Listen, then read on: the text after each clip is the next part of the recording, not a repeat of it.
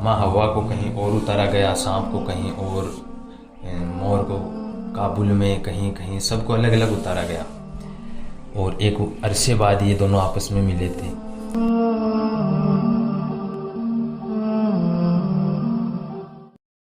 आदम अलैहिस्सलाम को सरांदेब में उतारा गया और माँ हवा को बगदाद में उतारा गया।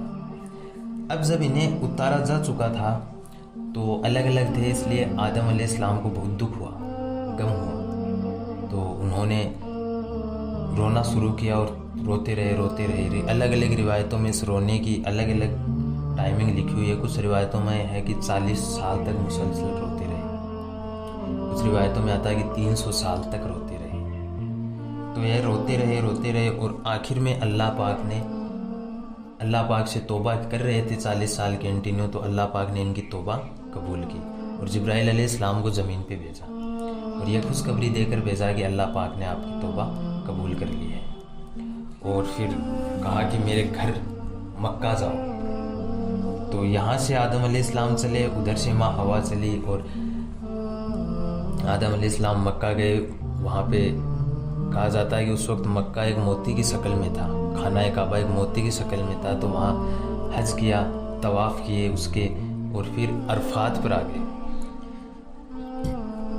अरफात में इधर से घूमते फिरते माँ हवा भी अरफात में आ गई और उधर से आदम अलैहिस्सलाम भी आ गई। क्योंकि माँ हवा को डेजर्ट में उतारा गया था, शिद्दत की गर्मी वहाँ थी, इसलिए उनका रंग काला हो चुका था, तो एक दूसरे को पहचान न सके।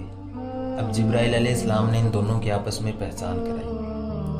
हज हो चुका था, पहचान हो चुकी थी, एक दूसरे को पहचान गए। तो वहाँ से चलकर फिर वापस हिंद में आ गए। हिंद में आने के बाद जिब्राइल अलैहिस्सलाम ने इन्हें खेती करना सिखाया, इन्हें तमाम काम करने सिखाए, और जो लोहे के हथियार वगैरह बनाने हैं वो पत्थरों से वो सिखाए, यानी ज़िंदगी बसर करने का सारा तरीका इन्हें सिखाया।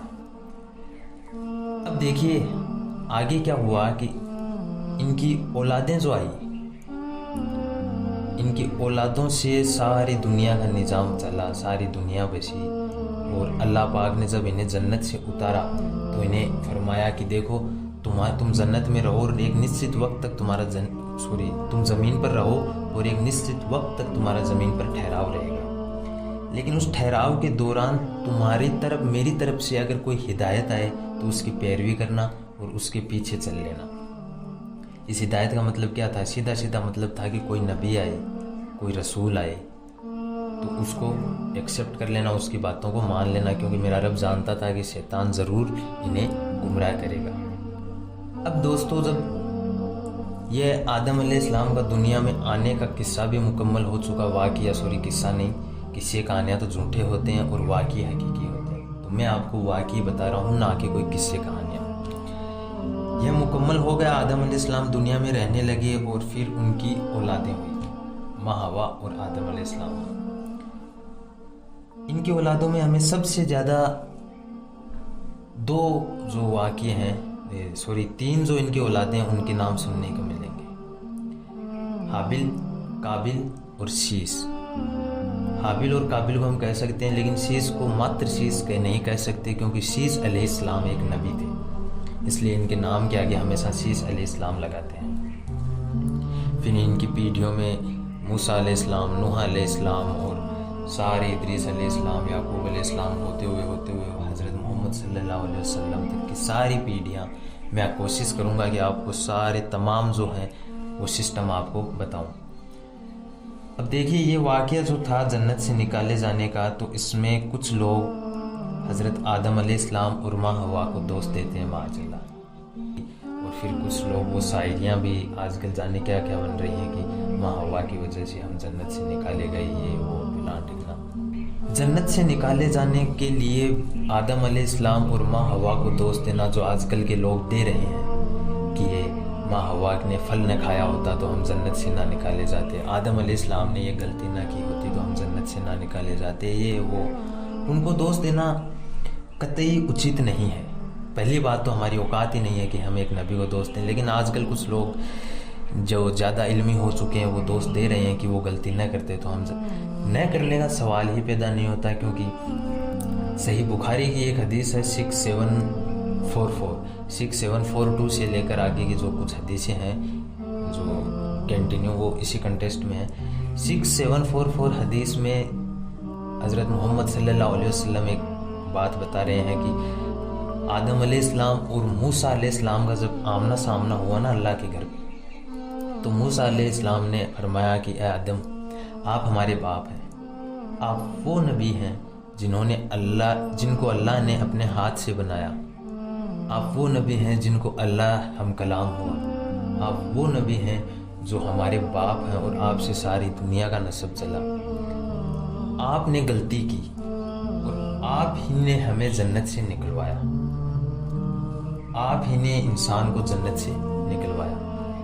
تو آدم علیہ السلام نے فرمایا کہ اے موسیٰ علیہ السلام، اے موسیٰ، آپ وہ نبی ہیں جو اللہ کے دوست کہلائے، آپ وہ نبی ہیں جن کو اللہ نے اپنے سے بعد ہم کلام ہونے کا شرف بخشا، آپ وہ نبی ہیں جن کو تورات کی تختیاں ملی، آپ وہ نبی ہیں جن کو تختیوں کے ذریعے سارا کچھ بتایا گیا اور ان تختیوں پر سب کچھ لکھا ہوا تھا. فرمایا بے شک میں ہوں. تو فرمایا کہ پھر آپ نے وہ تختیاں پڑھی نہیں؟ کہا بالکل. تو کہا کہ ان تختیوں میں میرے بارے میں کیا لکھا ہوا تھا؟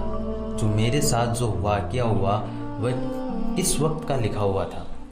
تو موسیٰ علیہ السلام فرماتے ہیں کہ آپ کی پیدائش کے 40 سال پہلے کا وہ واقعہ لکھ دیا گیا تھا. تو پھر آدم علیہ السلام مسکرائے اور کہا کہ تو پھر اس میں تم مجھے دوست کیوں دیتے ہو؟ میرے ساتھ جو ہوا وہ تو میرے رب نے 40 سال پہلے ہی مقرر کر دیا گیا تھا. تو دوستو، آپ صلی اللہ علیہ وسلم فرماتے ہیں کہ اس بات سے آدم علیہ السلام موسیٰ علیہ السلام پر بھاری پڑ گئے. اور یہی حقیقت ہے. وہ گیہوں کا پودا، وہ آزمائش، وہ جنت کا لباس اتر جانا آدم علیہ السلام، یہ سب تو ایک سسٹم تھا، اس کا حصہ تھے. باقی جو ہونا تھا وہ میرے رب نے پہلے سے ہی طے کر لیا. اب دیکھیے، آدم علیہ السلام جب زمین پر رہنے لگے تو ان کی اولادیں جو اس وقت ہوتی تھی، اس وقت کا جو شریعت کا قانون تھا وہ یوں تھا کہ 2 جڑواں اولادیں ایک پیٹ سے پیدا ہوتی اور ان دونوں میں ایک لڑکا اور ایک لڑکی ہوتی. ایک پیٹ سے پیدا جو لڑکا اور لڑکی ہوئے وہ دوسرے پیٹ سے، اگلی بار کے پیٹ سے پیدا ہونے والے لڑکے اور لڑکی سے کروس میں شادی ہوتی، یعنی ایک پیٹ کا لڑکا دوسرے پیٹ کی لڑکی، ان کے آپس میں شادی ہوتی تھی.